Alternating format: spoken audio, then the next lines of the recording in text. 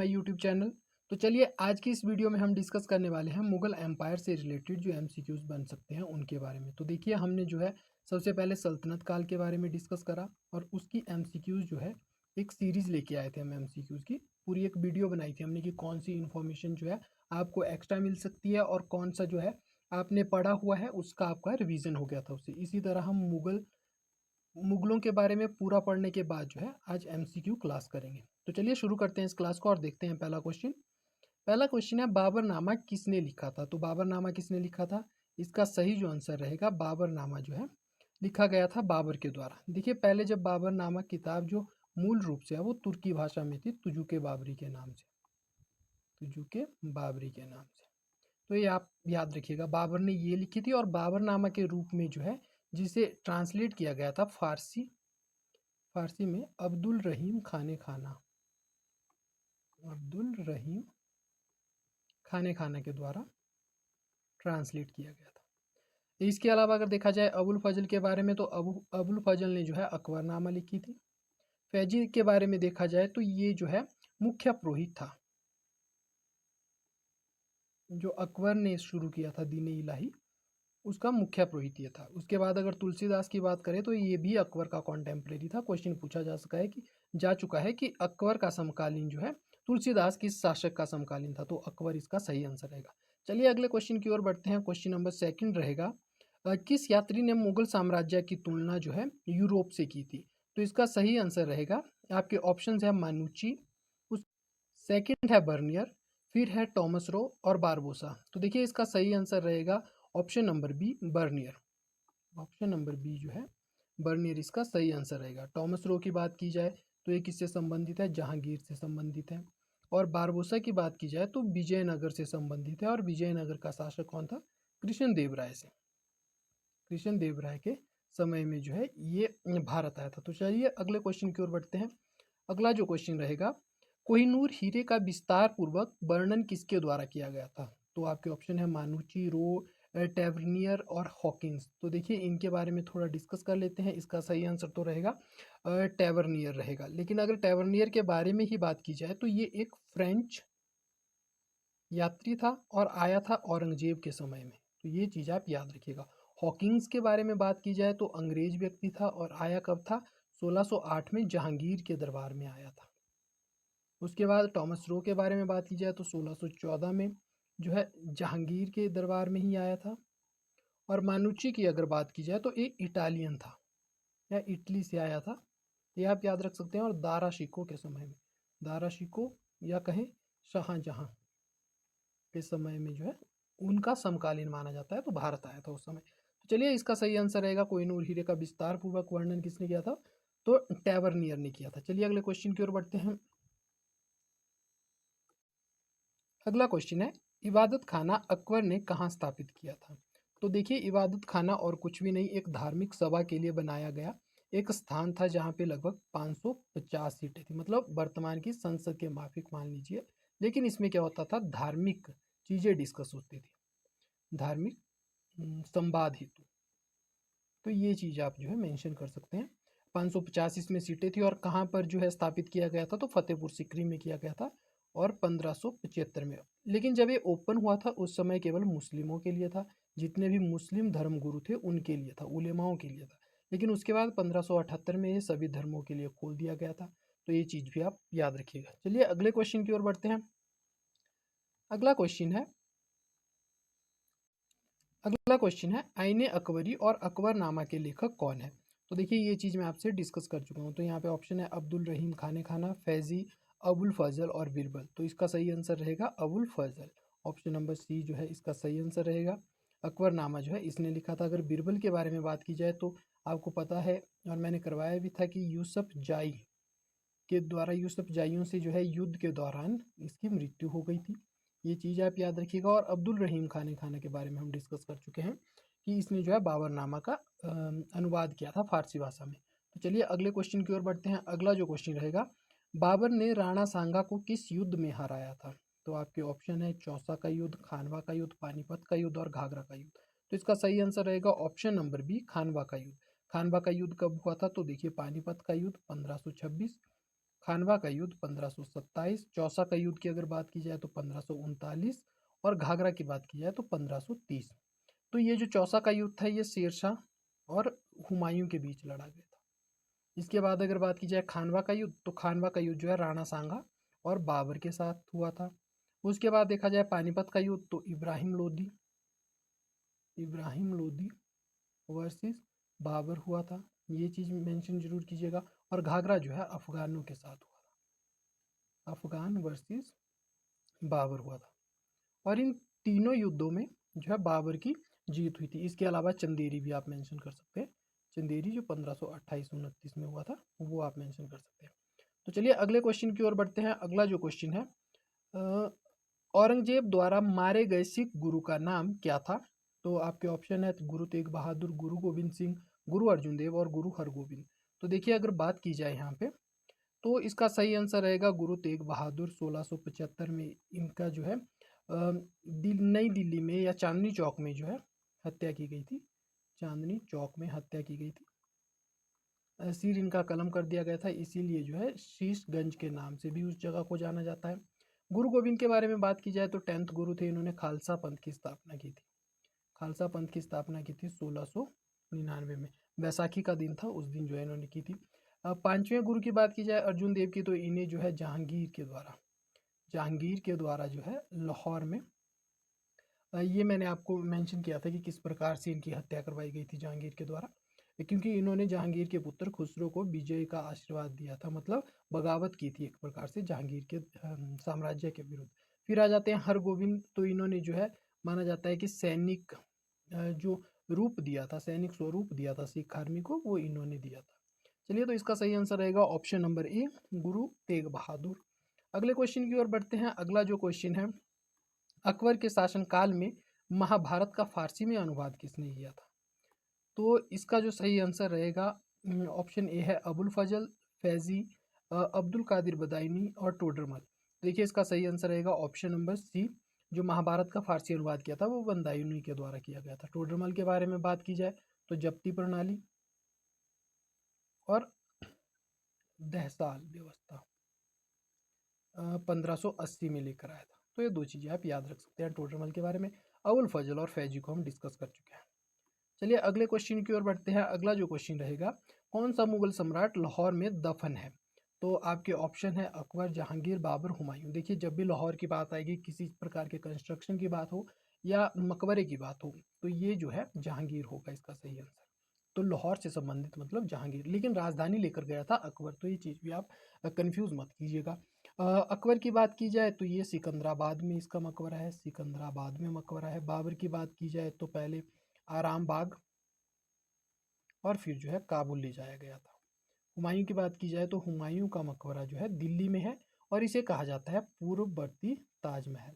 ताजमहल से पहले बना था, तो इसलिए जो है पूर्ववर्ती ताजमहल की संज्ञा इसको दी जाती है। तो ये चीज़ भी आप जरूर मेंशन कीजिएगा अपने नोट्स में। चलिए तो इसका सही आंसर रहेगा ऑप्शन नंबर बी। अगले क्वेश्चन की ओर बढ़ते हैं। जब अंग्रेज ईस्ट इंडिया कंपनी को व्यापार की अनुमति मिली, उस समय कौन मुगल सम्राट था?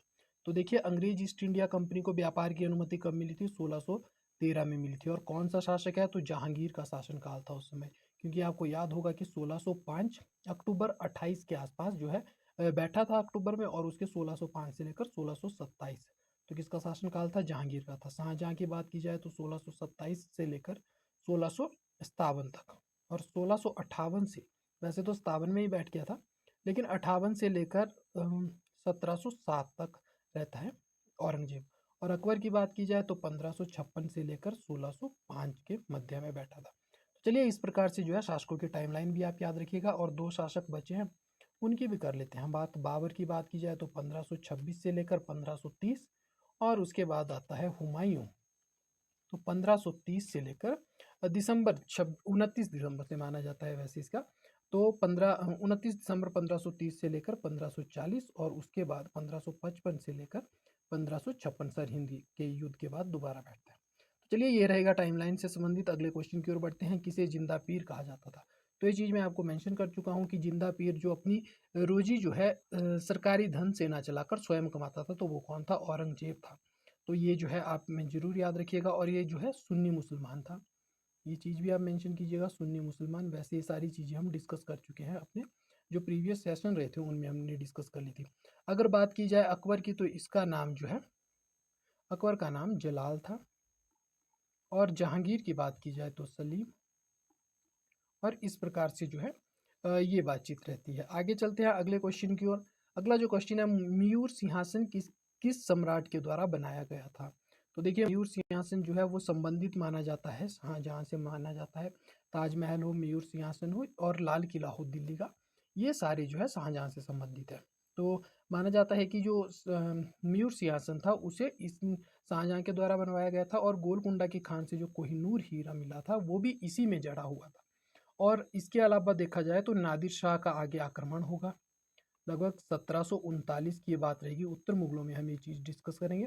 तो नादिर शाह का जब आक्रमण होता है, उस समय नादिर शाह क्या करेगा, मोहम्मद शाह रंगीला को पराजित कर, मोहम्मद शाह रंगीला को पराजित कर, शाह रंगीला काफ़ी रोचक किरदार रहा है ये भी भारतीय इतिहास का, वो हम देखेंगे आगे। तो इसको पराजित कर जो है वो मयूर सिंहासन प्लस 70 करोड़ रुपए के आसपास की रकम साथ लेकर जो है ईरान जाता है। और माना जाता है कि उस दौरान वहाँ का 3 वर्षों का लगान इसने माफ़ कर दिया था नादिर शाह ने। और फिर इसका कॉन्टेम्प्रेरी जो है अहमद शाह अब्दाली होगा, पानीपत का युद्ध, मराठा मूवी। तो उस प्रकार से आगे डिस्कस करेंगे। चलिए अगले क्वेश्चन की ओर बढ़ते हैं। किस यूरोपीय यात्री ने जहांगीर के दरबार का दौरा किया था? तो जहांगीर की बात हो तो इसका जो सही आंसर रहेगा, ये मैं आपके साथ डिस्कस कर चुका हूँ, 1614 की बात। और कौन, टॉमस रो की बात मैंने की थी। मनुची के बारे में हम डिस्कस कर चुके हैं। मार्को पोलो की बात की जाए तो ये जो है बेनिसियाई, बेनिसियाई यानी कि इटली का यात्री था, पहली बात। दूसरा, ये मान जोड़ा जाता है specially Kublai Khan. Kublai Khan कहाँ है, चीन का शासक जो हुआ था उसके साथ जोड़ा जाता है। और माना जाता है कि जब ये वापिस इटली जा रहा था तो भारत के मालाबार क्षेत्र में ये रुका था। इसके बाद इब्न बतूता की बात की जाए तो इब्न बतूता तो सिंपल सा 1332-33 के आसपास मेंशन कीजिएगा इसको। और एमबीटी के समय में, मोहम्मद बिन तुगलक के समय में आया था। उसके बाद 1342 में जो है इसे राजदूत बनाकर चीन भेज दिया गया था। और रिहिला जो है इसकी पुस्तक का नाम है, जिसमें सती प्रथा और सती प्रथा को के लिए शासक की अनुमति लेनी पड़ती थी। यहाँ की डाक व्यवस्था जो एमबीटी के समय की थी, उन सारी चीज़ों को जो है यही मेंशन करता है। तो चलिए इस क्वेश्चन से इतनी इन्फॉर्मेशन आपके लिए रहेगी। अगले क्वेश्चन की ओर बढ़ते हैं। अगला जो क्वेश्चन है, कौन सा मुगल शासक चौसा और कन्नौज की लड़ाई हारा था? तो देखिए, जब भी बात हो हुमायूं की, तो हुमायूं हो या बाबर हो, 4 युद्धों को हम हमेशा याद रखेंगे, 4 हुमायूं के और 4 बाबर के। तो सबसे पहले हुमायूं के याद रखने की क्या ट्रिक है, तो इस प्रकार से ट्रिक रहेगी। तो उल्टा चलेंगे, इसको ए मान के चलेंगे लेकिन सर से। तो देखिए क्या, पहला होता है देवरा का युद्ध 1531-32। उसके बाद आता है चौसा का युद्ध, चौसा कन्नौज, चौसा ना कीजिएगा, चौसा का युद्ध जो है 1539। फिर आता है बिलग्राम या कन्नौज का युद्ध, बिलग्राम या कन्नौज का युद्ध 1540। तो यहाँ पे जो है शेरशाह इसे हरा देता है, शेरशाह हराता है, पीछे धकेलता है। और इसमें जो है, इसमें दिल्ली और आगरा को छीनकर उसे निर्वासित कर देता है राज्य से। सरहिंद की बात की जाए तो सरहिंद जो है, सरहिंद में हुमायूं पुनः अपना राज्य जो है प्राप्त कर लेता है। तो सरहिंद युद्ध 1555 की बात है। तो अपना साम्राज्य वापिस प्राप्त करता है। खैर उसके लिए आगे चलकर पुनः जो है दूसरा 5 नवंबर 1556 को पुनः जो है अकबर को युद्ध लड़ना पड़ेगा पानीपत का हिमू के साथ। लेकिन उससे पहले जो है आगरा में अपना कंट्रोल इस्टेब्लिश कर चुका था। तो जहांगीर के बारे में ये 4 युद्ध आपको जरूर से याद रखनी है। अगले क्वेश्चन की ओर चलते हैं। तो अगला हुमायूं के बारे में जो है ये 4 युद्ध आपको याद रखने। और कौन सा मुगल शासक था जिसने चौसा और कन्नौज की लड़ाई हार गया था? तो हुमायूं हार गया था शेरशाह सूरी से। तो चलिए अगले क्वेश्चन की ओर बढ़ते हैं। दिल्ली का लाल किला किस मुगल शासक ने बनवाया था? देखिए क्वेश्चन जितना सिंपल है उतना ही टेक्निकल है। तो जब भी लाल किले की बात हो, मैंने पहले भी सेशंस में मेंशन किया है कि लाल किला मतलब 2 जगह। अगर आगरा पूछा जाए तो अकबर, और अगर पूछा जाए दिल्ली तो शाहजहां। वर्तमान की लाल किला की प्राचीर जिसपे प्रधानमंत्री खड़े होकर भाषण देते हैं, वो ये वाला है, दिल्ली का। तो चलिए अगले क्वेश्चन की ओर बढ़ते हैं। अगला जो क्वेश्चन रहेगा, अगला क्वेश्चन है किसके शासनकाल में मुगल साम्राज्य का सबसे बड़ा क्षेत्रफल था? तो देखिए, जब भी क्षेत्रफल की बात आएगी तो हमने ये चीज़ साम्राज्य विस्तार में भली भांति देखी थी, इस प्रकार से कि अकबर जो है कैसे उत्तर भारत से लेकर यहाँ, अगर बात की जाए कंधार से लेकर बंगाल वाले क्षेत्र और नीचे असीरगढ़ तक का क्षेत्र जो है अपने कंट्रोल में लाता है।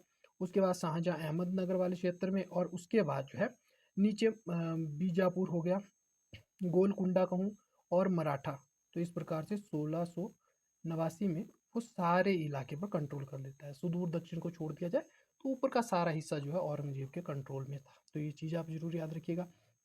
इसके बाद अगले क्वेश्चन की ओर चल, तो इसका सही आंसर रहेगा ऑप्शन नंबर डी, औरंगजेब। अगले क्वेश्चन की ओर चलते हैं। बाबरनामा मूल रूप से किस भाषा में लिखा गया है? तो देखिए इसको डिस्कस करने की जरूरत नहीं है, क्योंकि पहले क्वेश्चन में मैं ये सारी चीज़ें डिस्कस कर चुका हूँ। तुजूके बाबरी में तुर्की भाषा में लिखी गई चीज़ थी। तो चलिए अगले क्वेश्चन की ओर बढ़ते हैं। किस फारसी राजा ने हुमायूं को अपना साम्राज्य पुनः प्राप्त करने में मदद की थी?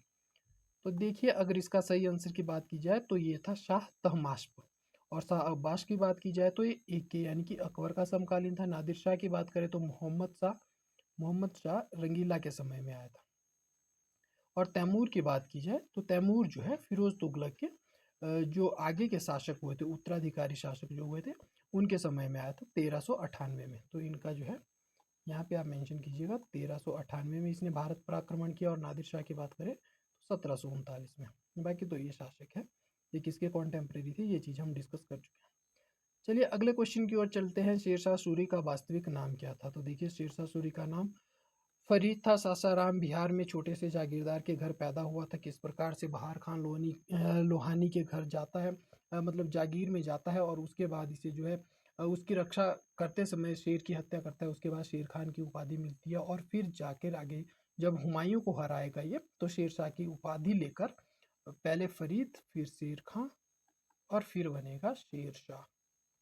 तो इस प्रकार से इसका इतिहास रहता है। और शेर खान की बात की जाए तो एक शेर खान जो है, हमने नूरजहां का एक्स हस्बैंड पढ़ा था, जिसकी मृत्यु के बाद नूरजहां जब विधवा हो जाती है तो जहांगीर से शादी होती है। तो ये शेर खान का अगर नाम की बात की जाए तो अली कुली खान था, अली कुली खान था। तो इस प्रकार से चीज़ें आप याद रखिएगा। अगले क्वेश्चन की ओर चलते हैं। अगला जो क्वेश्चन रहेगा, शेरशाह सूरी का मकबरा कहाँ है? तो ये चीज़ जो है मैं मेंशन कर चुका हूँ कि सासाराम में पैदा हुआ था, और अपने जन्म के दौरान ही इसने जो है सासाराम में अपना मकबरा भी इस्टेब्लिश करवा दिया था। झील के बीच में है ये, इस प्रकार से। तो ये चीज़ आप याद रखिएगा। अगले क्वेश्चन की ओर बढ़ते हैं। अगला क्वेश्चन है 1580 में अकबर के दरबार में किस यूरोपीय यात्री ने यात्रा की थी? तो इसका जो सही आंसर रहेगा, तो देखिए सबसे पहले आएगा फादर मॉन्सेराट। ऑप्शन नंबर सी पुर्तगाली था, क्योंकि इस समय तक सिर्फ पुर्तगाली ही भारत आए थे।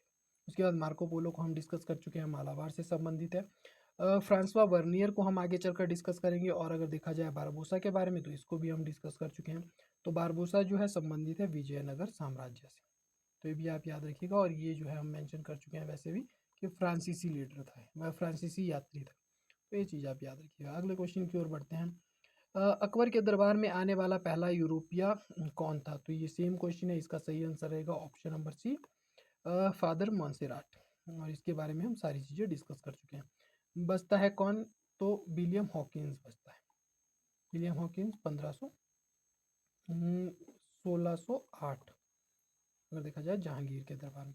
रॉल्फ फिच के बारे में आगे क्वेश्चन आएगा। तो चलिए अगले क्वेश्चन की ओर बढ़ते हैं। रॉल्फ फिच ने भारत की यात्रा किस मुगल सम्राट के शासनकाल में की थी? तो इसका सही आंसर रहेगा ऑप्शन नंबर ए, अकबर के